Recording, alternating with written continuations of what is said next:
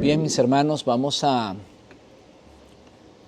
hacer una aclaración debido a que hay personas que se hacen preguntas y con esta explicación vamos a tratar de aclarar y de alguna manera traer luz sobre esa persona que tiene la inquietud. Y vamos a hablar del pacto. Lo primero que nosotros tenemos que aclarar es que Dios es quien propone el pacto. En el libro de Génesis vemos, capítulo 9, por primera vez vemos,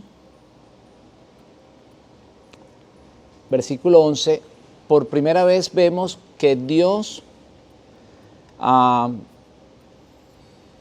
establece un pacto. Cuando Él decide no destruir nunca más la tierra por un diluvio. Lo vamos a leer. Este es mi pacto con ustedes. Nunca más serán exterminados todos los seres vivientes por las aguas de un diluvio.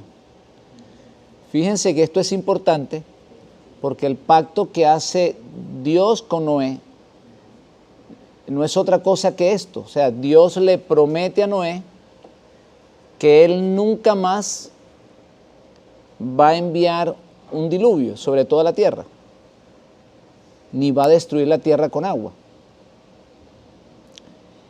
Él no le ofrece a Noé lo que más adelante le va a ofrecer a Abraham.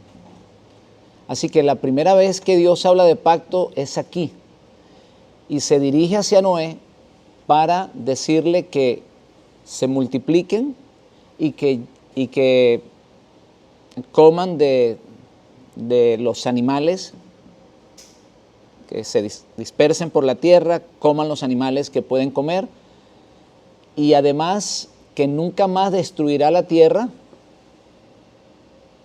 con agua.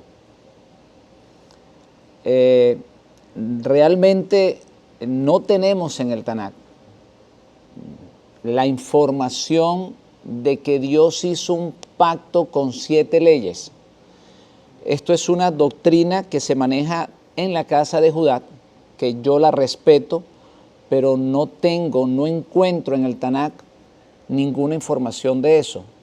Si hay alguien que lo ha conseguido en el Tanakh, pues nosotros estamos dispuestos a oírlo o a que nos lo señale, porque yo no lo he encontrado.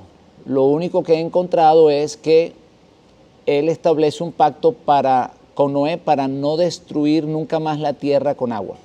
Bien, el segundo pacto o la segunda vez que Él habla de pacto sí lo hace con Abraham. Capítulo 17 del libro de Génesis. Era Abraham de edad de 99 años cuando se le apareció Hashem y le dijo: yo soy el Dios Todopoderoso, anda delante de mí, sé perfecto, y pondré mi pacto entre mí y ti. Entre mí y ti. Ahora, fíjense lo siguiente. Quien está proponiendo el pacto, ¿quién es? Hashem. ¿Y entre quién está proponiendo el pacto? Entre él y Abraham.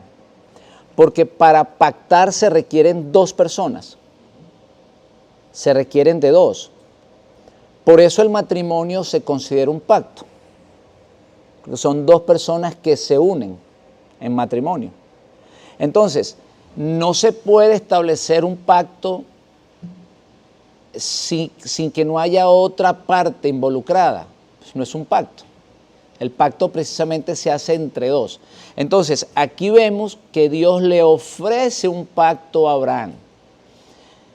Y Abraham en obediencia, fíjense, Abraham en obediencia entra en pacto. Dios ofrece el pacto y Abraham en obediencia entra en el pacto. Si Abraham no hace lo que el Eterno le ordena, sencillamente él no entra en el pacto. Porque aquí más adelante le va a hablar de la circuncisión. estableceré mi pacto, versículo 6, y te multiplicaré en gran manera, haré naciones de ti, reyes saldrán de ti, estableceré mi pacto entre mí y ti y tu descendencia después de ti en sus generaciones por pacto perpetuo para ser tu Dios y el de tu descendencia después de ti. Entonces, el versículo 10, este es mi pacto que guardaréis entre mí y vosotros y tu descendencia después de ti, será circuncidado todo varón entre vosotros. Circuncidarás pues la carne de vuestro prepucio y será por señal de pacto, fíjense, señal de pacto entre mí y vosotros.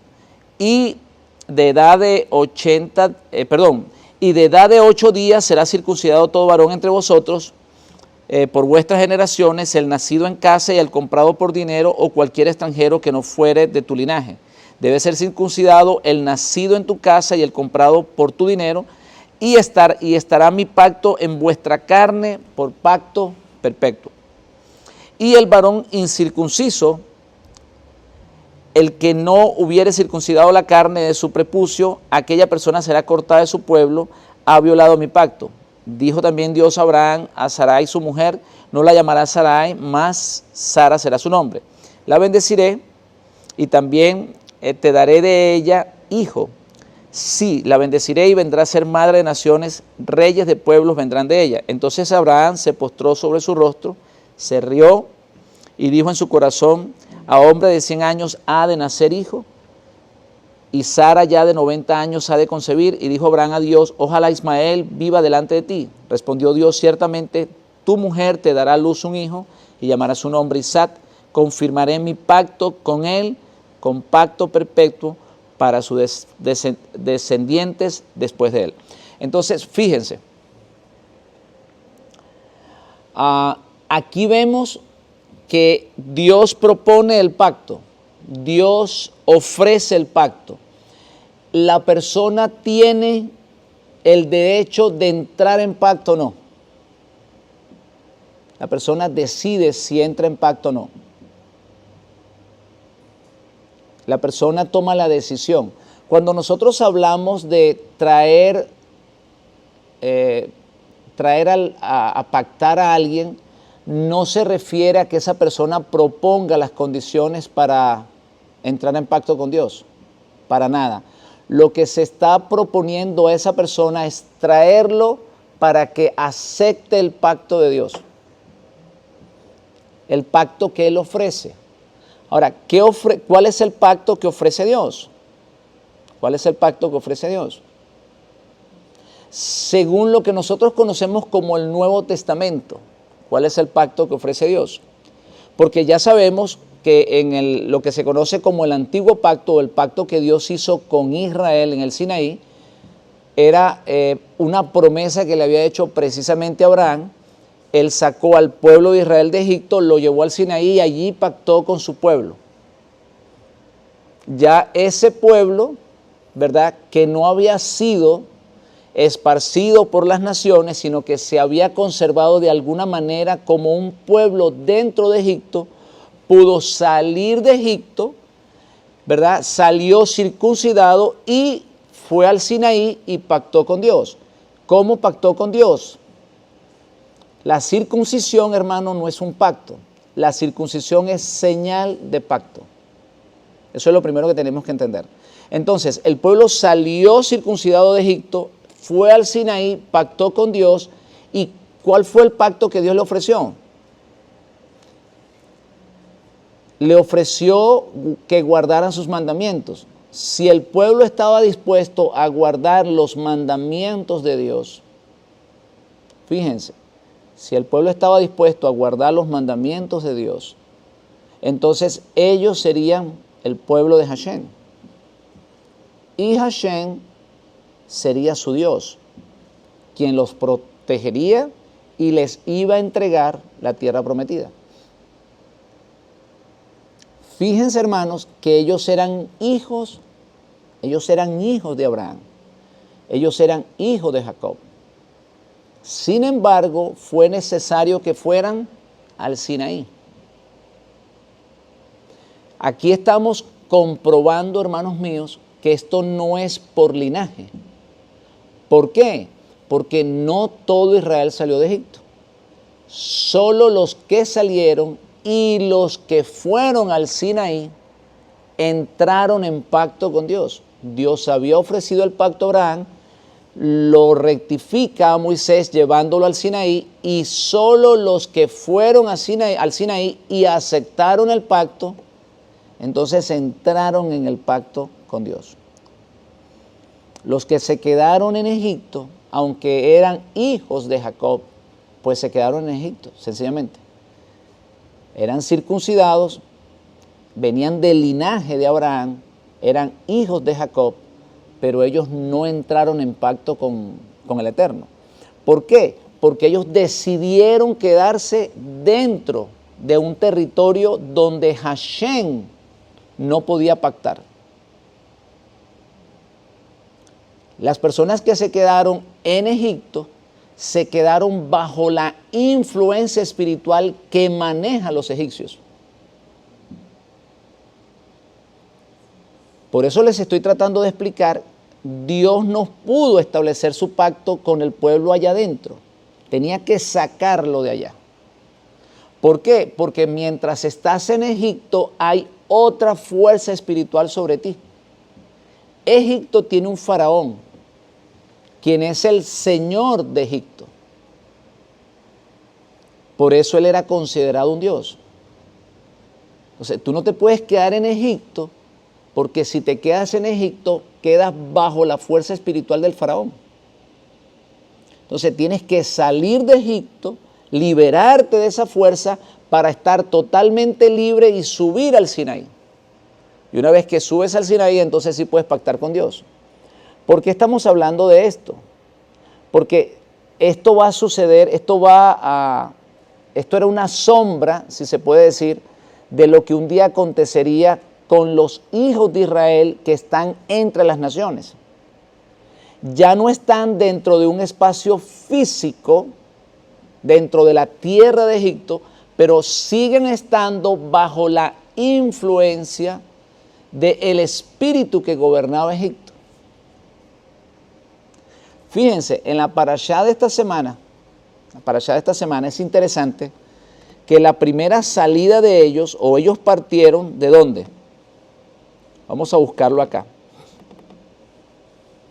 El capítulo 33, versículo 3, habla de que la primera partida, o sea, ellos partieron, salieron de un lugar llamado, ¿cómo se llamaba? Ramasés. ¿Qué quiere decir Ramasés? Hijo del Dios Sol. Hijo del Dios Sol. Esa es la traducción de Ramasés. Ahora fíjense, por eso le digo que esto es interesante, porque ¿de dónde salen la gran mayoría de los hijos de Israel en este tiempo? Del sistema religioso. ¿En qué día nos congregábamos? Nos congregábamos precisamente en el día del sol. El día que se adora al Dios Sol. Entonces, fíjense que esto era una profecía. De la misma manera que los hijos de Israel parten de Ramasés, que quiere decir hijo del Dios Sol, los hijos de Israel en este momento parten del sistema religioso católico cristiano. En el cual se adora, ¿qué cosa? Al Dios Sol. ¿Por qué? Porque es el domingo que fue elegido precisamente por el sistema católico romano, en el cual se le daba adoración al Dios Sol. O sea que mientras que el cristiano permanezca bajo la influencia de ese espíritu, él no ha podido salir de Ramasés, no ha podido salir de Egipto. Esa es la primera salida que él tiene que hacer. Lo primero que tiene que hacer el hijo de Israel es salir de Ramasés, salir de ese sistema donde está influenciado por el espíritu que gobierna el domingo. Vamos a decirlo de esa manera. Y una vez que sale de esa fuerza, entonces se entiende que el día de adoración o el día de descanso o el día que él tiene que congregarse para recibir la información que Hashem tiene para él es el Shabbat. Ese es el día que Dios estableció.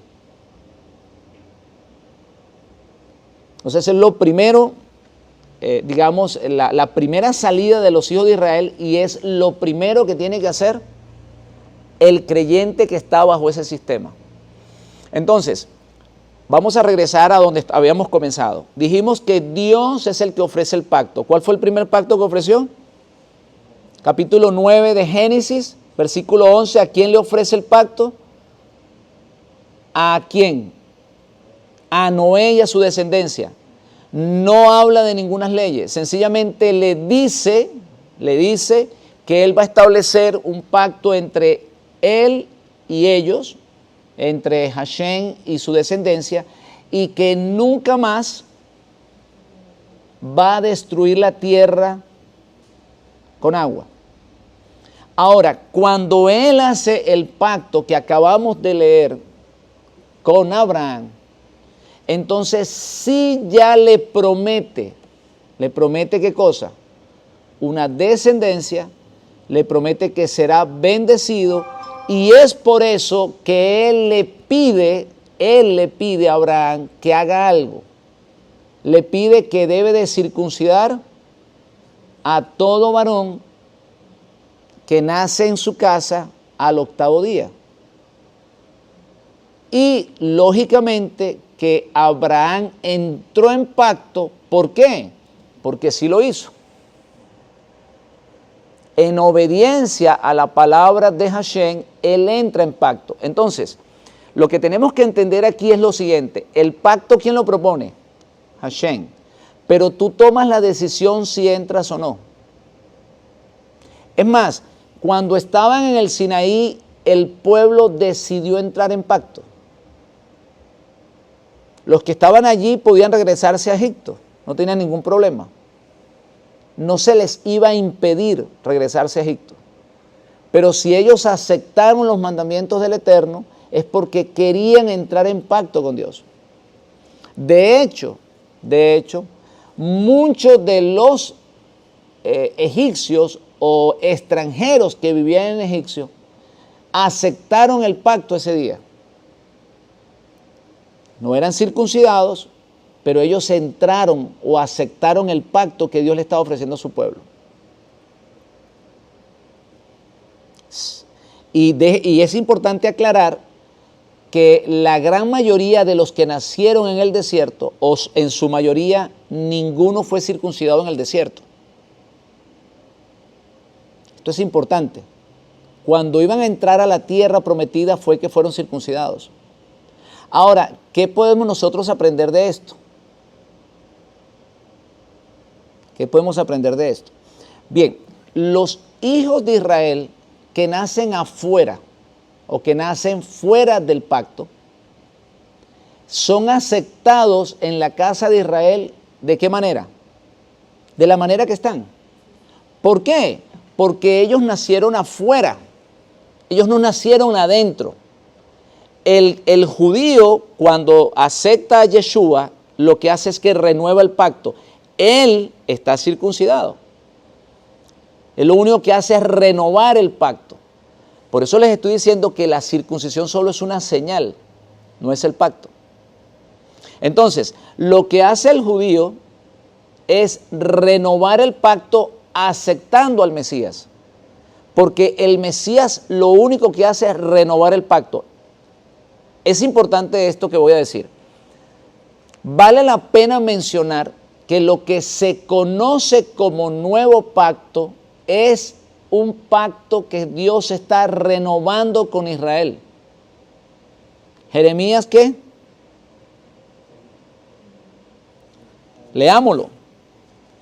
Dios no hace un nuevo pacto con una iglesia, para nada. Dios lo único que está haciendo es renovando el pacto. Jeremías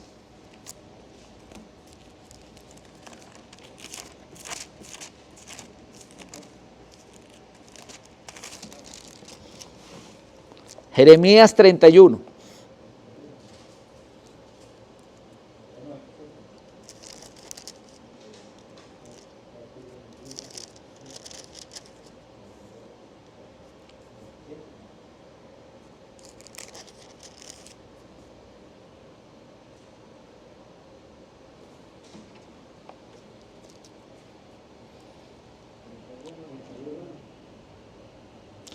Jeremías 31, 31. He aquí que vienen días, dice Hashem, en los cuales haré ¿qué cosa?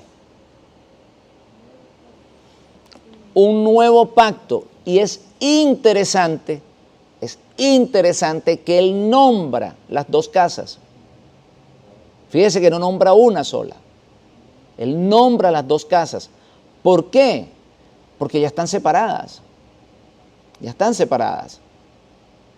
Jeremías ya está viviendo la separación del reino. Entonces él dice, he aquí vienen días, dice Hashem, en los cuales haré un nuevo pacto con la casa de Israel y con la casa de Judá. No como el pacto que hice con sus padres el día que tomé su mano para sacarlos de la tierra de Egipto, porque ellos invalidaron mi pacto, aunque fui yo un marido para ellos, dice Hashem. Pero este es mi pacto que haré con la casa de Israel después de aquellos días, dice Hashem. Daré mis leyes en sus mentes y las escribiré en su corazón. Y yo seré para ellos Dios por Dios, y ellos me serán por pueblo. Entonces, lo que se conoce como nuevo pacto no es otra cosa que la renovación, la promesa que Dios le hace a la casa de Judá y a la casa de Israel.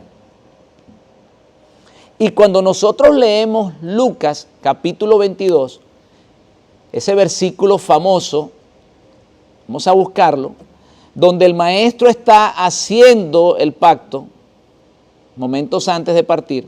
Entonces, Lucas capítulo 22, 20, fíjese lo que dice. De la misma manera tomó la copa después de la cena y dijo, esta es la copa del nuevo pacto en mi sangre, que derramo ¿por quién? Por ustedes. Hay otro versículo, creo que está en Mateos, vamos a ver.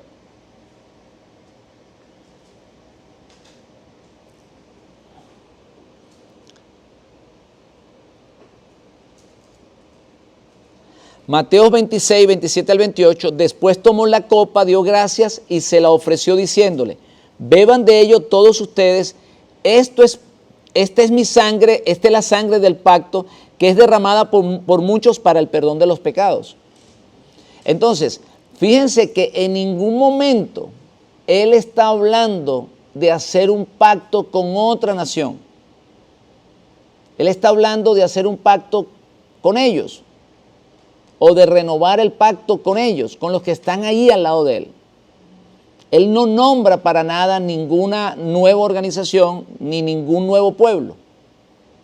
Él lo hubiese dicho, era un momento indicado para él enseñarle a los discípulos que él iba a romper el pacto con Israel, iba a establecer un pacto con una nueva iglesia, con un nuevo pueblo, pero para nada él nombra eso.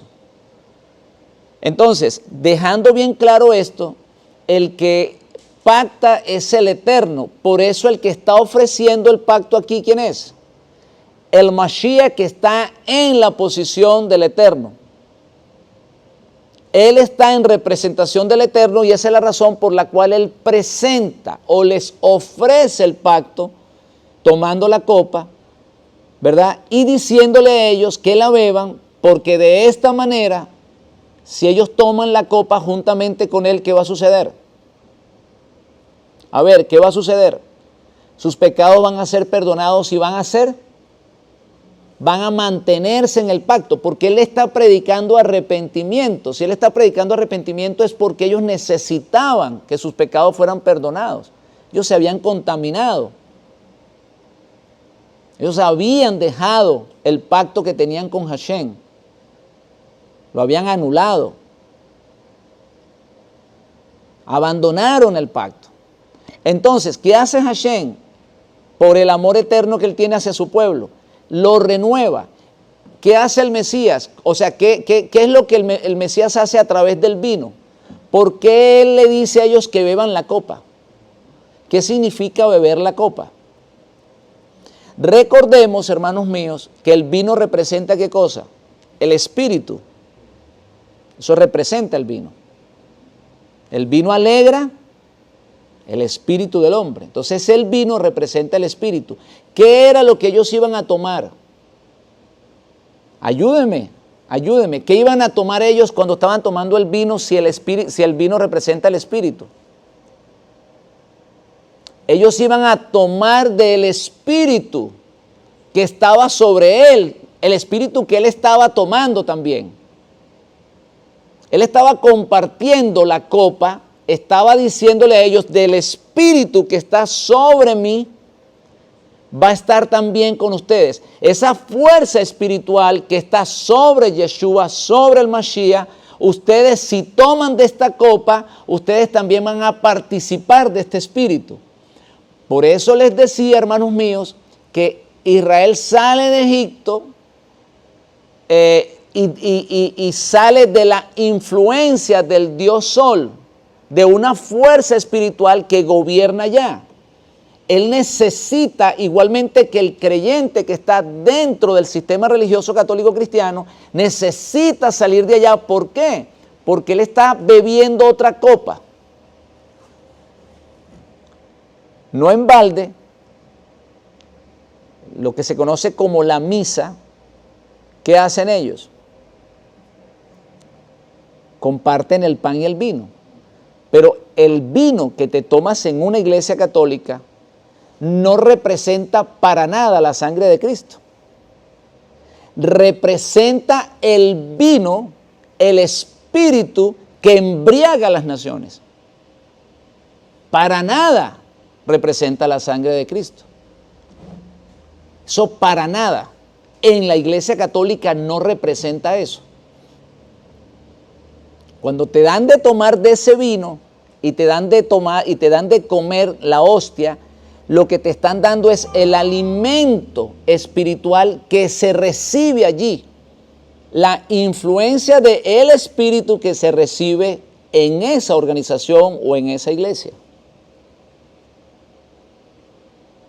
Entonces, ellos lo disfrazan con la idea de que cuando tomas del vino, participas de la sangre de Cristo. Y que cuando comes de la hostia, participas del cuerpo de Cristo. Se les olvida o no lo recuerdan que el Mesías dijo, la carne para nada aprovecha. Lo único que aprovecha, ¿qué cosa es? La palabra. Mi palabra son vida y son espíritu.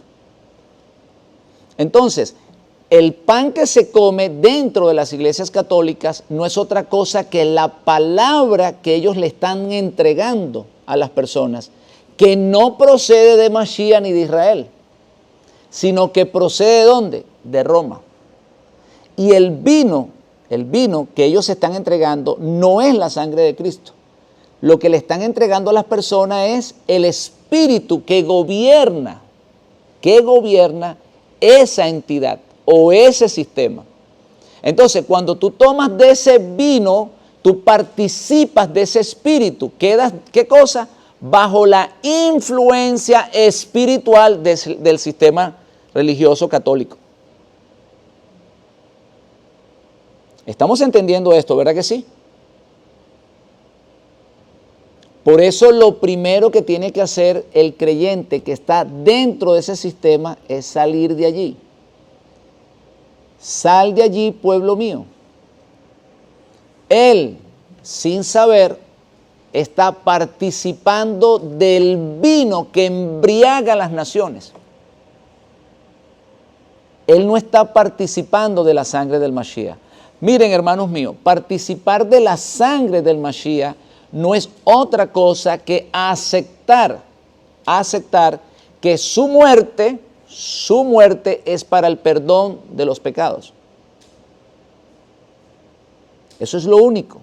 Cuando yo participo de la sangre del Mashiach, lo único que estoy es aceptando de que su muerte es para el perdón de los pecados. Pero eso no quiere decir para nada, de que yo entro en pacto a través solamente del reconocimiento.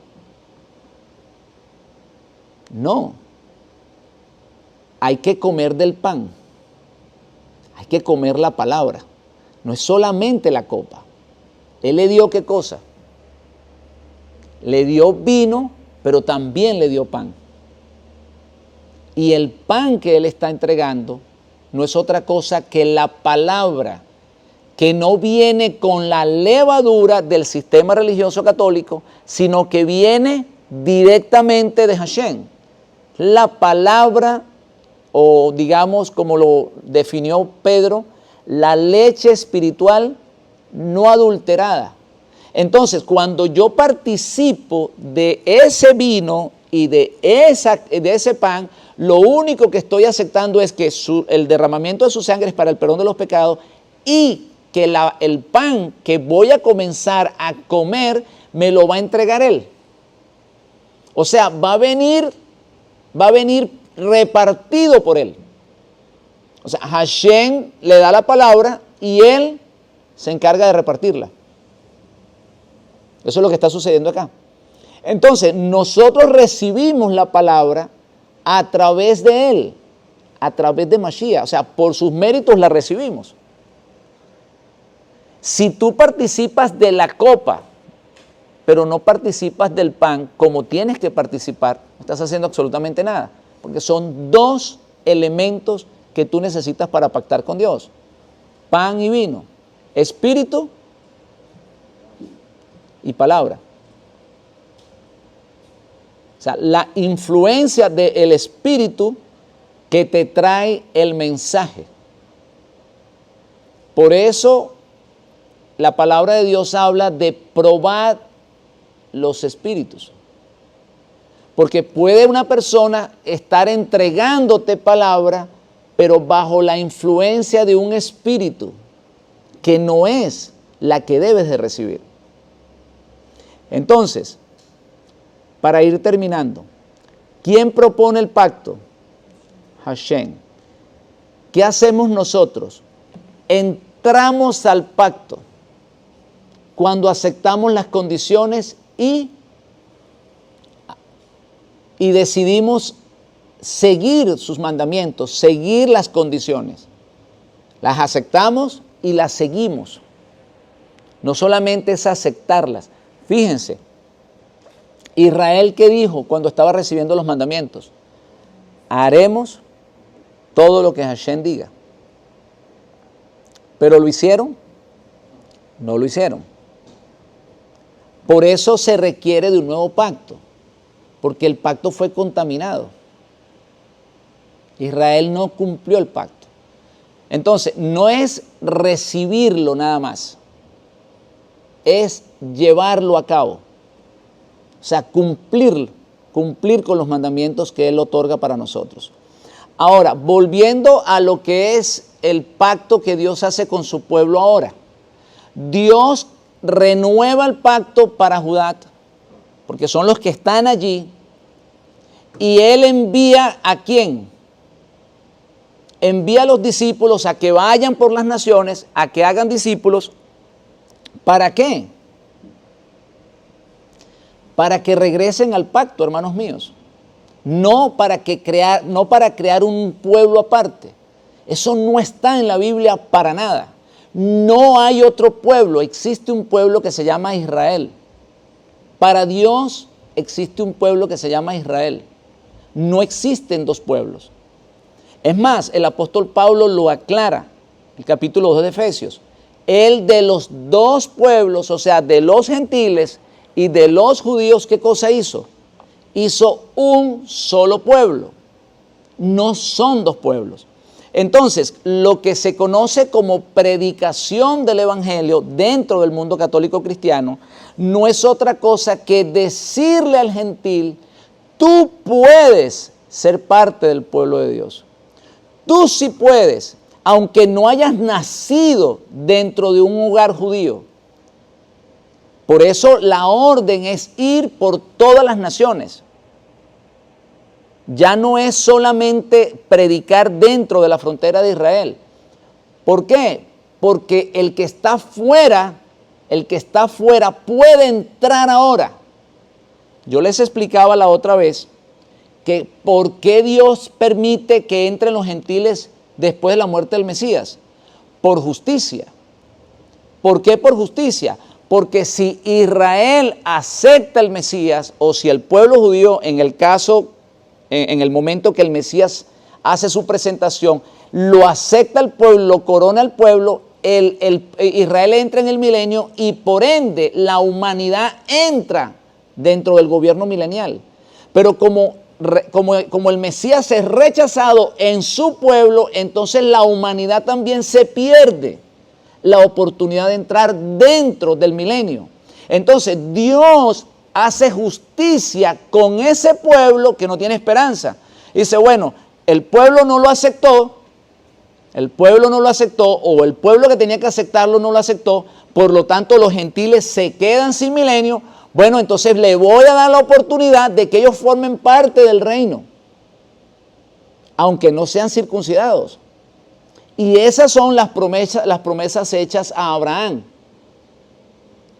Por eso dice el apóstol Pablo que el que cree en Yeshua, ciertamente, ¿qué cosa es? Linaje de Abraham es. Si tú recibes a Yeshua como el Mesías, eres linaje de Abraham. ¿Qué quiere decir eso? Que estás protegido por la promesa hecha a Abraham. ¿De que será qué cosa? Padre de multitudes. De que él será de bendición para las naciones. Entonces, el gentil, lo que se conoce como gentil, que no es judío, el que no es judío, él entra en pacto con Dios a través de los méritos de Yeshua. Él entra. El pacto está ofrecido ya no solamente para Israel. Ya no es solamente para Israel. Ya no es solamente para los descendientes físicos de Israel. Ya ahora el pacto está abierto para las naciones, para el que quiera entrar. Hermanos míos, el Mesías dice estas palabras: el que viene a mí, no lo echo fuera. Él está abriendo una puerta para que el que no es judío, el que nació fuera del pacto, pueda entrar. Eso lo rectifica Saulo de Tarso en el capítulo 2 del libro de Efesios. Eso es lo que se conoce como nuevo pacto. No está formando una nueva iglesia, no está formando un nuevo pueblo. Lo único que le está dando la oportunidad a los gentiles de entrar en pacto con Dios y de formar y de ser parte de su pueblo. Sin la circuncisión, sino a través de los mandamientos que Dios le exige a su pueblo. El gentil debe de guardar los mismos mandamientos que el judío. No necesita ser circuncidado. El gentil tiene que hacer lo que debe de hacer el judío: grabar los mandamientos en su corazón. ¿Por qué? Porque el nuevo pacto que él está haciendo con la casa de Israel, ¿dónde está grabando la ley? ¿Dónde la está grabando, hermanos míos? En la frente y en sus corazones. No es algo externo. ¿Por qué? Porque ¿dónde tienen los mandamientos ellos? Ellos los tienen afuera. ¿Los tienen dónde? Los tienen colgados en el sisit. Los tienen en la cajita, ¿verdad que sí? Ellos lo tienen externamente.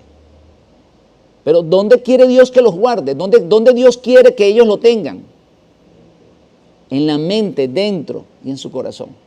Entonces, cuando hablamos de que el gentil tiene que guardar los mismos mandamientos, es que se refiere a que ya los mandamientos no tienen que estar afuera. Ya no hace falta estar afuera. Ya Dios exige algo más, que los tengas adentro. Y Él se encarga de circuncidar nuestro corazón. ¿Por qué? Porque esa es la promesa. Yo circuncidaré, ¿qué cosa? El prepucio de vuestros corazones. Entonces, a través de la fuerza espiritual que recibe el creyente ahora, el creyente es circuncidado en el corazón y por eso el creyente puede guardar mandamientos. Algo que se nos era prácticamente imposible antes. ¿Por qué? Porque tú le dices a una persona que nace dentro del sistema religioso católico que guarde Shabbat y él dice que no, que eso no es para él. Había una fuerza, fíjense, había una fuerza espiritual que le impide a la persona hacerlo. Eso es lo que sucede. Hay una fuerza espiritual que le está impidiendo que él guarde el Shabbat. A lo mejor quiere, pero no puede. Pero ahora, cuando tú tomas la decisión de dejarte grabar la ley en tu corazón, entonces Dios te libera de esa fuerza. Y ahora sí puedes guardar Shabbat. Ahora sí puedes guardar las fiestas. Entonces, dejando claro esto, hermanos, para aquellas personas que nos preguntan que si el hombre puede pactar con Dios, el hombre entra en pacto. Sí, las condiciones las pone Dios, pero el hombre sí toma la decisión si entra o no entra. Si yo entro en pacto, entonces decido seguir, o de la manera como yo entro en pacto es cuando yo decido oír lo que Él me propone, llevarlo a la práctica. Una persona que dice haber creído en el nuevo pacto y no está guardando mandamientos, él no está poniendo por obra lo que Hashem tiene para su pueblo o la condición que Dios le pide a su pueblo. Dios sigue pidiendo lo mismo. O sea, no es posible que Dios le pida a Israel algo y le pida al gentil otra cosa. Eso no tiene lógica. Las mismas palabras que Dios está exigiéndole al pueblo de Israel en Deuteronomio 10, vamos a leerlo porque esto es importante. Ahora, ¿cómo dice la palabra? Ahora, ¿qué pide Israel, tu Dios, de ti? ¿Qué es lo que está pidiendo?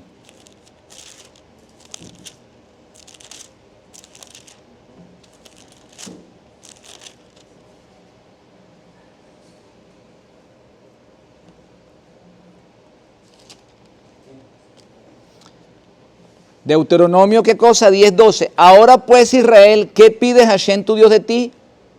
¿Qué está pidiendo? Que temas a Hashem tu Dios, que ande en todos sus caminos y que lo ames y le sirvas a Hashem tu Dios con todo tu corazón y con toda tu alma. Fíjense, este es lo que Dios le está pidiendo a su pueblo, a Israel. Ahora, fíjense cuáles son las palabras que el maestro usa en Juan capítulo 4. Por eso les estoy diciendo que es lo mismo. No ha cambiado para nada lo que Dios exige de su pueblo. Juan capítulo 4, cuando él se encuentra con la samaritana, ella le pregunta, ¿qué cosa?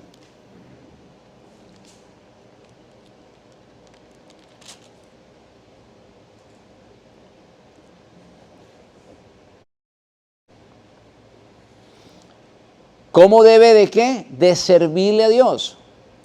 En otras palabras, ¿qué está pidiendo Dios de mí? Él está hablándole a una mujer que tiene una desconexión espiritual con el Eterno. De hecho, Él le dice que ella no sabe a quién adora. No sabes a quién les está sirviendo.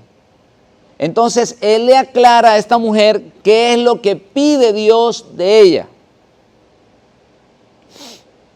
Créeme que la hora viene cuando ni en el monte ni en Jerusalén adoraréis al Padre. Vosotros adoráis lo que no sabéis, nosotros adoramos lo que sabemos, porque la salvación viene de los judíos.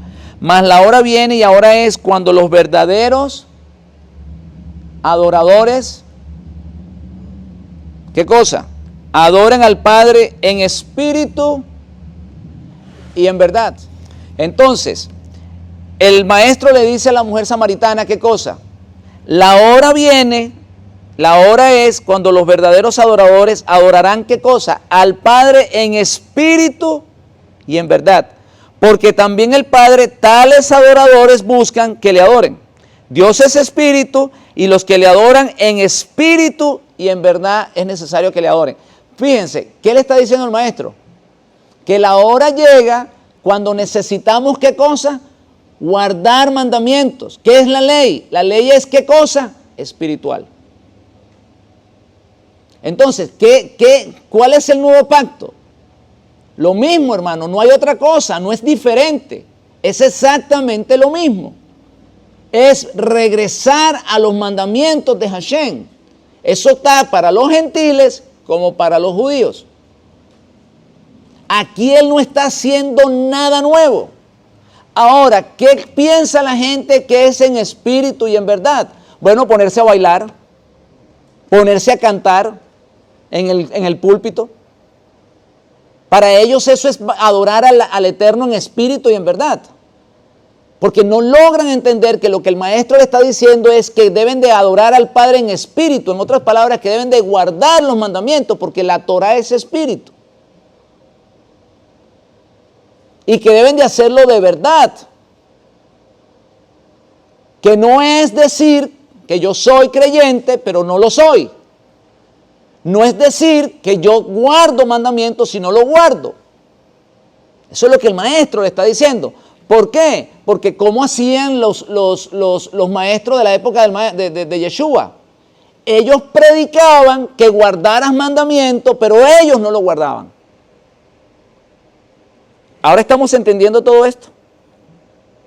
Por eso, hermanos míos, es que no hay otro pacto, es el mismo. No hay otro. Olvídense de otro pacto con un nuevo pueblo. Es el mismo pacto y lo único que hace la muerte del Mesías es abrir una puerta para que el gentil que está sin pacto, sin promesa, sin esperanza, pueda formar parte del mismo pueblo. Si a usted lo sacan de ese pueblo, a usted lo tienen afuera del pacto. Y si tú no entras en pacto con Dios, pues sencillamente no eres pueblo de Dios. Y no se ponga a creerle de otras leyes, porque eso no está acá en el Tanakh. Eso no está en el Tanakh. Nosotros no podemos estar guiándonos por cosas que no están en la Torah. Porque entonces necesitaríamos muchos libros para explicar las cosas. A nosotros nos dejaron bien claro que la palabra de Hashem es esta. Cuando todo lo que no está aquí en el Tanat, todo lo que sacaron del Tanat, sencillamente lo sacaron porque no era una palabra que ellos consideraban doctrinal. Así de sencillo. Ellos sacaron, o sea, ellos dejaron en el Tanat lo que ellos consideraron que era doctrina. Aquí lo dejaron. Y todo lo que nosotros vayamos rebuscando por fuera del Tanat, estamos rebuscando en otro libro, en otro lugar. Dios en su gracia y en su misericordia infinita nos dejó el Tanakh para que nosotros tuviéramos luz, para que nosotros pudiéramos aprender y para que nosotros entendiéramos lo que es verdad. Y en el Tanakh, hermanos míos, hay promesas para los gentiles.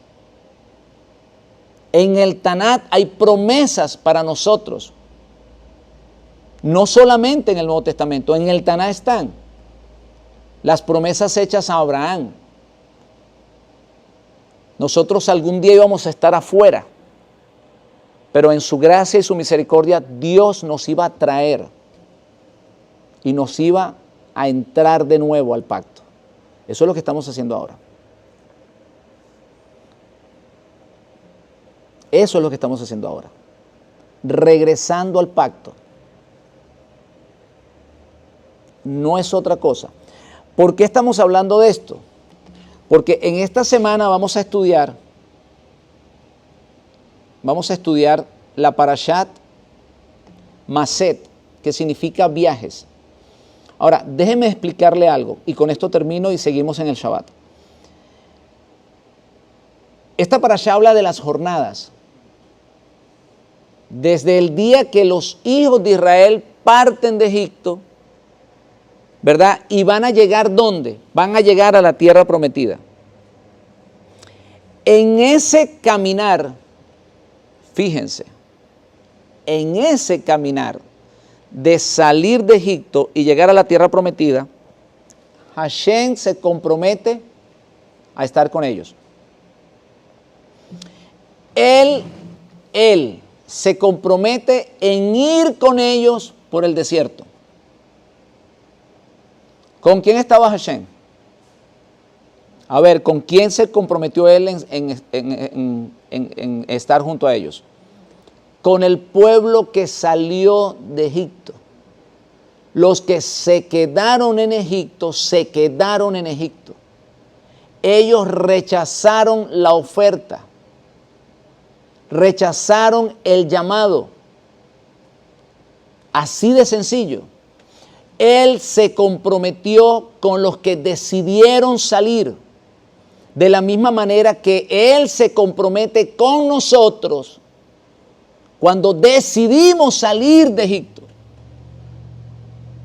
Él se compromete con nosotros y nos acompaña en este viaje hasta llegar a la tierra prometida. La historia es la misma. Israel estaba en Egipto y Dios lo sacó para llevarlo ¿a dónde? A la tierra prometida. Luego más tarde Israel, ¿dónde cayó? Esparcido en el Egipto espiritual de las naciones, dentro de todas las fuerzas espirituales que gobiernan en el mundo. Allá estaba Israel. Y Dios lo está sacando de allá y lo está acompañando en este desierto que sufre cada creyente que toma la decisión de salir de Egipto. Fíjense, hermanos, que Israel se quedó en un desierto. No quiere decir que era arena, sino que era un lugar donde no había mucha gente. En ese desierto que habla la Biblia, había pastos, porque cómo iban a comer las ovejas y los ganados que traía el pueblo, ellos tenían pasto. De hecho, había agua. No era en la arena, por la arena que ellos andaban caminando.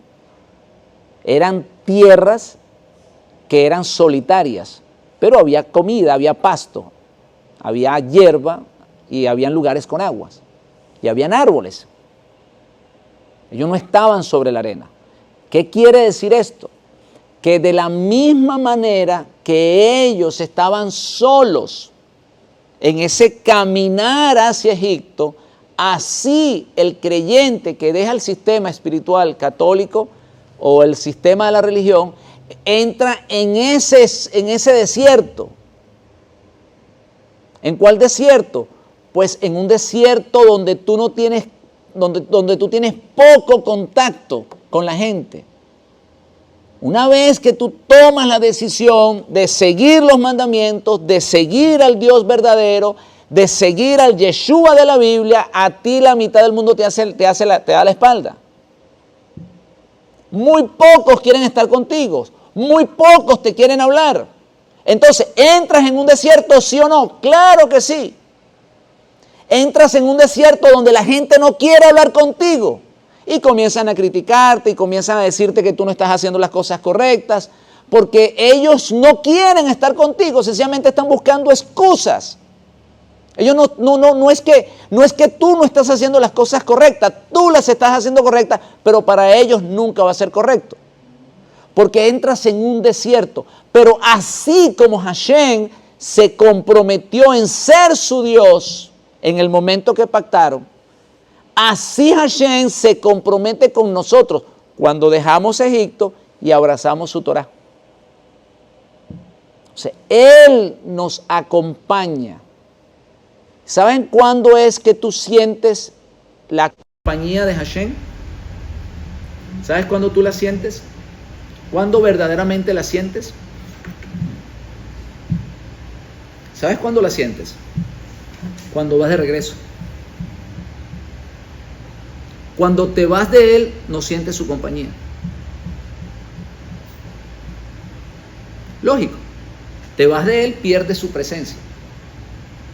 Pero cuando tú tomas la decisión de retornar, entonces Él allí está contigo.